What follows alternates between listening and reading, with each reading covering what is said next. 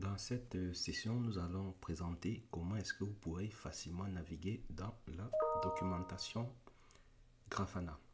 Comme on l'a annoncé précédemment, au niveau de la documentation, vous pouvez utiliser le menu déroulant pour changer de produit. Et donc nous, ce qui nous intéresse, c'est Grafana.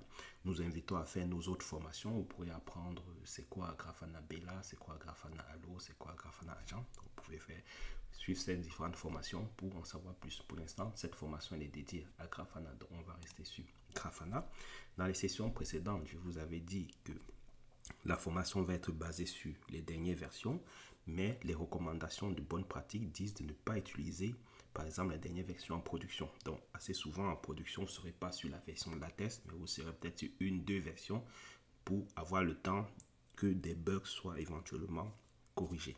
Et donc, pour cela, vous aurez besoin de changer la version sur laquelle vous travaillez. Et donc, pour cela, comme on l'a dit, vous avez la version qui est positionnée dans l'URL. Donc, si vous connaissez la version, vous pouvez la saisir directement. Mais si vous n'avez pas, vous ne connaissez pas exactement quelle version vous utilisez, vous pouvez aller voir la liste des versions. Et puis plus tard, au lieu d'aller faire le chemin pour retrouver la version, vous pourrez saisir directement dans l'URL. Et donc, pour cela, vous avez un petit bouton ici qui vous permet donc d'avoir la liste des versions. Donc, bien évidemment, il faut choisir un produit, qu'ils appellent aussi projet. Et donc, vous avez juste à dérouler. Et là, ça vous permet de savoir que vous êtes peut-être la version 10.0 ou la version 10.1.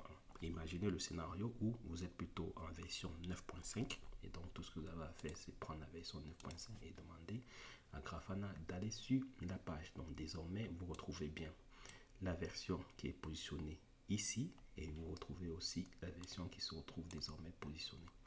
Donc, si vous voulez passer à la version 10.0, donc tout ce que vous avez à faire, c'est 10.0. Et donc, c'est comme ça que vous pourrez vous déplacer dans la documentation pour être sûr que les configurations que vous allez appliquer correspondent à votre version. Donc, si on retourne sur notre menu administration et provision, donc là, cette fois-ci, on retrouve bien les éléments qui correspondent à la version 10.0. Donc, on n'est plus sur la test, donc ça vous permet d'être sûr.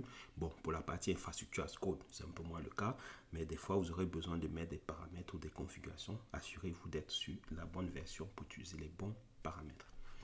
Et donc, une fois que vous avez fait cela, on a vu que vous pouvez utiliser le menu de gauche, ça vous donne les différentes sections de la documentation. Dans la section centrale, vous avez donc des informations sur l'élément que vous aurez sélectionné ici. Mais sur le côté droit, Grafana vous donne un autre menu qui correspond au menu de la section sélectionnée.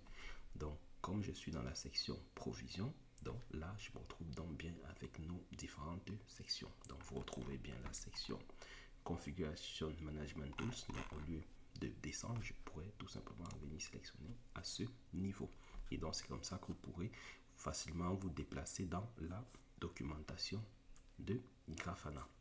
Bien évidemment, il y a aussi une chose très importante lorsque vous travaillez avec la configuration. Donc, des fois, Grafana va vous fournir des configurations prêtes à l'emploi. Et donc, vous pourrez simplement utiliser le bouton copier pour le copier. À ce niveau, vous aurez le langage qui va être utilisé pour cette configuration. Et puis, bien évidemment, des fois, vous aurez aussi des éléments plutôt de type tableau. Et vous aurez peut-être besoin de les agrandir parce qu'on les a réduits pour les raisons de mise en forme. Et donc, on pourrait décider d'étendre pour pouvoir avoir une meilleure visibilité sur ces données. Et puis, bien évidemment, vous avez tous ces encadrés qu'il faut bien évidemment prendre en compte, tout simplement parce que ça vous donne des informations assez importantes. Par exemple, sur cette note, on vous informe que si vous voulez appliquer cette configuration en dessous, il faut avoir au minimum la version 5.0. Bien évidemment, ça constitue aussi une de nos bonnes pratiques, c'est d'être toujours à jour pour des raisons de sécurité, pour des raisons de fonctionnalité. Donc, bien évidemment, j'espère qu'en entreprise, vous n'êtes pas sur une version 5.0, au moins une version 9.10.